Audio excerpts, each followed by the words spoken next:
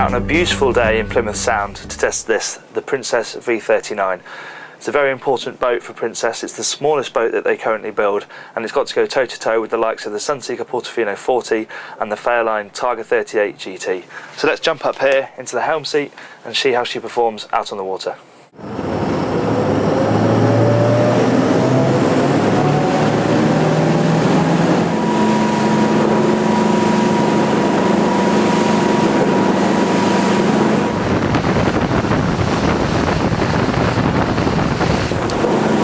We've been driving around out here for quite a while now, and I found that this speed, 25 knots, the boat is absolutely humming. It's perfection really on a lovely calm day like this. Nice breeze coming in through the roof. The view out is absolutely fabulous. Look, I'm sat down here, no temptation to really stand up, but you can if you want and look all around like this. But really, this position here is absolutely fantastic. Very few blind spots, lovely place to drive the boat from. And yeah, it's great.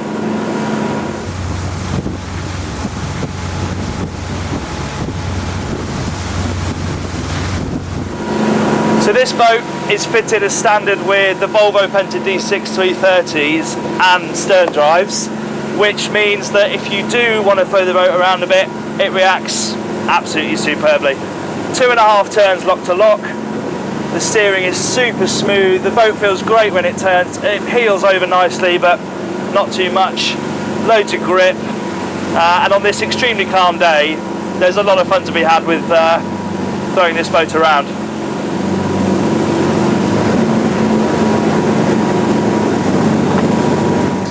Back in the marina you can really start to appreciate some of the nice touches that Princess have built into this cockpit, and it starts back here where you've got this sort of transom boot which is the perfect size for putting in a deflated dinghy and an outboard. Then moving into the cockpit, it's a pretty typical layout really. This table folds down as an option. You have an infill cushion to make it into a large sun pad. And then the wet bar here, really good, really lovely closed moulded lid here, lovely and smooth. Same on this side where beneath here you've got a chest fridge, which is really good. And what I really like to see is on this side you've got some storage up here, which is really important, so you don't have to go downstairs to get all your bits and bobs. But there's also a bin this side as well. Nothing more annoying than having your dinner up here and having to go downstairs all the time to constantly put things in the bin. So it's little details like that, but they make a real difference when you're actually using the boat. With the pretty limited space that Princess have got here, they've done quite a good job really, because you've got 3 seats here that are kind of forward facing for when you're going along, so the crew can sit up with the skipper. There's also this raised step here, so you can stand up and look out over the roof when you're coming into a marina, for example.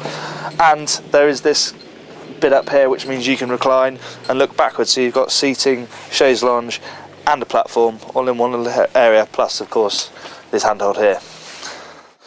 Let's talk detail, shall we, because it's the details that really make this interior feel very special indeed and worthy of the Princess name. It starts at the stairs here where you've got these lovely metal strips set into the wood to help you with the grip up and down. This rail here is bound in leather and not just left bare. And then behind me, looking into the galley, really great storage solutions all around, but one of my favourite bits are these drawers here. They all slide shut like this, and every single one is soft closing.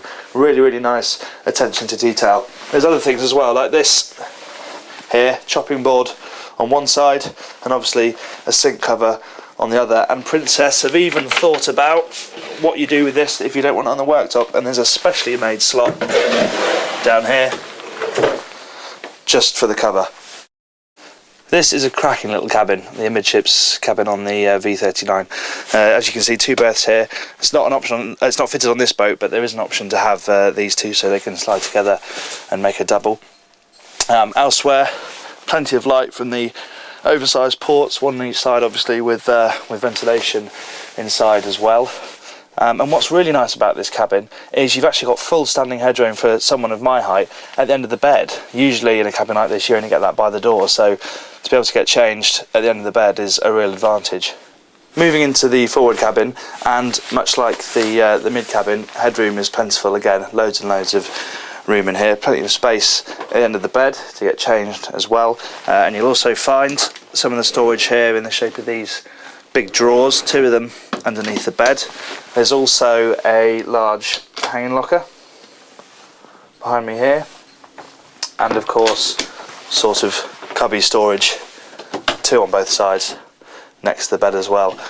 And it's really good to see this double skylight that Princess have put in the foredeck. One opens, one is just a pane of glass, but that extra pane of glass really helps in pumping natural light into here and making it feel even bigger. If you haven't watched the rest of this video, you might think that we're filming from the inside of a 50-footer's heads in here.